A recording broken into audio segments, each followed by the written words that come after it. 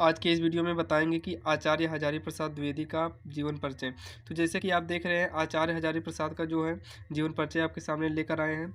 देखिए, आचार्य हजारी प्रसाद द्विवेदी जी जो हैं वो हिंदी के श्रेष्ठ निबंधकार, उपन्यासकार, आलोचक एवं सांस्कृतिक के युगीन व्याख्याक आचार्य हजारी प्रसाद द्विवेदी का जन्म सन 1907 ईस्वी में दुबे के छपरा नामक गांव में हुआ था। तो आप इसको जो है अपने तरीके से भी एक बार देखकर आप व्याख्या कर सकते हैं। यानी कि आप लिख सकते हैं कि आचार्य हजारी प्रसाद द्विवेदी का जन्म 1907 ईस्वी को दुबे के छपरा नामक गांव में एक विद्वान ब्राह्मण के परिवार में हुआ था। इसको आप एक बार देख लीजिए, आप उसे लिख कर पढ़ लीजिएगा, उसके बाद अपने तरीके से इसे जो है एक्सप्लेन कर देना, कोई दिक्कत नहीं है। कुल मिला के सन जो है आपका गलत नहीं होना चाहिए बस। इनके पिता का नाम जो है पंडित अनमोल दुबे था। आप इसको भी अपने तरीके से लिख सकते हैं, अनमोल दुबे इनके पिता का नाम था, या फिर इनके पिता का नाम पंडित अनमोल दुबे था, जो सांस्कृतिक एवं ज्योतिष के प्रकांड ज्ञाता थे। प्रकांड मतलब बहुत ज़्यादा ज्ञानी थे, यानी कि हम कह सकते हैं कि इनके पिता सांस्कृतिक एवं ज्योतिष के बहुत अधिक ज्ञानी थे, यानी कि विद्वान थे, प्रकांड ज्ञाता थे, आप कुछ भी कर सकते हैं। उसके बाद देखिए, और सांस्कृतिक और ज्योतिष का ज्ञान इन्होंने अपने पिता से ही प्राप्त किया। यानी कि जो आचार्य हजारी प्रसाद द्विवेदी थी, इन्होंने सांस्कृतिक और ज्योतिष का जो ज्ञान इनके पास आया, ये अपने पिता से, ये किसी गुरु के पास नहीं गए थे, बल्कि ये अपने पिता से ही जो है ज्योतिष का, सांस्कृतिक और ज्योतिष का ज्ञान जो है इन्होंने अपने पिता से ही लिया था।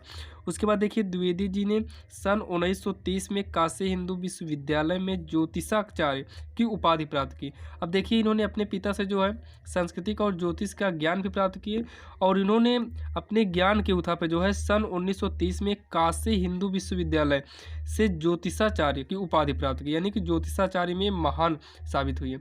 उसके बाद देखिए, सन 1940 ईस्वी में द्विवेदी जी शांति निकेतन में हिंदी विभाग के अध्यक्ष के रूप में नियुक्त हुए। देखिए, ये नियुक्त हुए हिंदी विभाग अध्यक्ष के रूप में, और उसके बाद सन 1949 ईस्वी में लखनऊ विश्वविद्यालय ने इन्हें डी लिट की उपाधि से सम्मानित की। देखिए, अभी 1949 में जो है इनको विश्वविद्यालय की तरफ से जो है डी लिट की उपाधि से सम्मानित भी किया गया है। आप ध्यान देना कि सन और आपका गड़बड़ ना हो। बोर्ड में अगर आप सन को सही लिखते हैं तो जान लीजिए कि आपको फुल मार्क मिलने वाले हैं। अब यहाँ देखिए, सन 1957 ईस्वी में पद्म भूषण से सम्मानित किया गया इनको, यानी कि सम्मानित किससे किया गया था? पद्म भूषण, ये जो है उपाधि होता है, इसी से इन्हें सम्मानित किया जाता है, सम्मानित किया गया।